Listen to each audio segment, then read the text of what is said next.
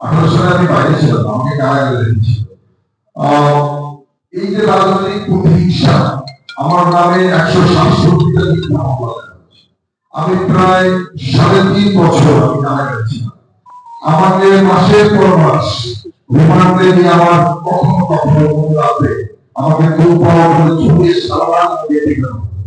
আমাকে আইতে আমার মনে আছে, আমাকে চোখ যেভাবে আত্মিক পড়া দিয়ে দেবে, তারপরে কালো কাপড় দিয়ে আমার চোখ দেবে,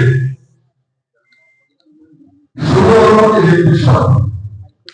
তারপরে আমি সুযোগ হয়ে যে আওয়ামী যদি না থাকে তখন আমার এলাকার মানুষ যাতে বঞ্চিত না হয়, আমার এলাকার মানুষ যাতে বৈষম্যের শিকার না হয়, সেজন্য আমি আওয়ামী লীগ একটা দল করা দরকার, সেই দলের ক্ষমতায় আমার এলাকার মানুষের পাশে থাকতে পারে।